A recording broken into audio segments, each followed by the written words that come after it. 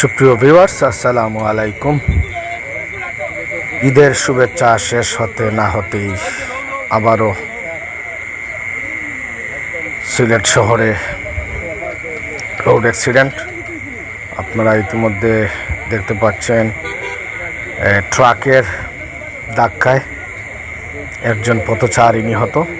সিলেটের জিতু মিয়ার পয়েন্টে ট্রাক ও রিকশার সংঘর্ষে স্পট ডেড একজন এবং আহত অনেকজনই।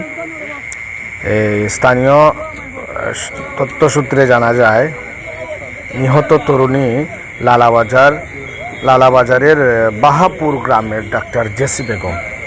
তিনি স্পট ডেড হয়েছেন এবং তার সাথে আরও যারা ছিলেন তারা গুরুতর আহত অবস্থায় মেডিকেলে আছেন। আর উনি স্পট ডেড, মানে উনি সরাসরি অ্যাক্সিডেন্টের পরেই উনি স্পট ডেড রাস্তায় মৃত্যুবরণ করেছেন। আল্লাহ উনার পরিবারকে ধৈর্য ধরার তৌফিক দান করুক এবং আপনারা সবাই দোয়া করবেন আল্লাহ যেন ওনাকে জান্নাতুল ফেরদাউসের বাসিন্দা হিসেবে কবুল করেন। এবং আমাদের এই ভিডিওটি আপনারা লাইক, শেয়ার, কমেন্ট দিয়ে অন্যকে দেখার সুযোগ করে দিন। ধন্যবাদ সবাইকে।